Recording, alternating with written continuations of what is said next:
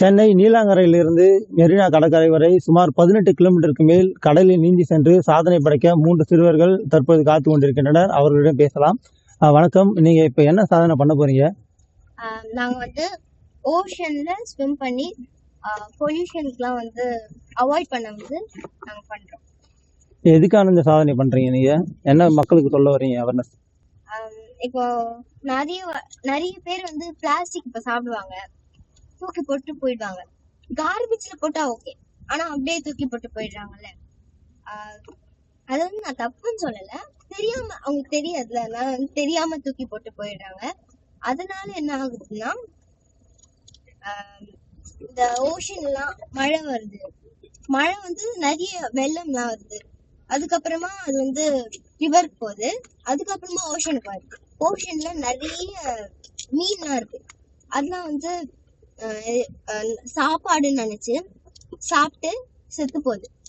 அதனால நான் வந்து அதெல்லாம் வந்து அழிய வைக்க கூடாது, மீன்லாம் அழிய வைக்க கூடாது, அந்த பிளாஸ்டிக் போடுறத தடுக்கணும். அதனால நாங்க 3 பேரும் இந்த அவேர்னஸ் பண்ணோம்.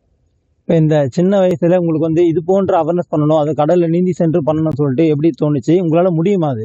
அப்பாவாலதான் எனக்கு முதல்ல தோண ஆரம்பிச்சது. ஏன்னா அப்பா தான் ஃபர்ஸ்ட் எனக்கு இந்த பிளாஸ்டிக் எல்லாம் போடக்கூடாது. சின்ன வயசுல நானு, அப்பா, நிக்மேக், அஷிதன் அண்ணா எல்லாருமே நம்ம போட்டிருப்போம் சின்ன வயசுல. அதெல்லாம் எடுக்கணும் அப்படின்னு அப்பா சொல்லி கொடுத்துதான் எனக்கு இந்த இதெல்லாம் பண்ண ஆரம்பிச்சது. அதுக்கப்புறமா நான் வந்து ஸ்விம்மும் பண்ண ஆரம்பிச்சேன். இதுக்காக எத்தனை வருஷமா ட்ரைன் பண்ணிருக்கீங்க? நான் எனக்கு 5 இயர்ஸ் இருக்கும் போதே நான் வந்து டைவிங் பண்ண ஆரம்பிச்சிட்டேன். அது வந்து ஆழ்கடல் நீச்சல்னு சொல்லுவாங்கல்ல, அது வந்து பண்ண ஆரம்பிச்சிட்டேன். எனக்கு 3 வயசு இருக்கும் போது நான் வந்து ஸ்விம் பண்ண ஆரம்பிச்சிட்டேன். இதுக்கப்புறம் இது போன்ற அவேர்னஸ்ல ஏற்கனவே பண்ணிருக்கீங்களா?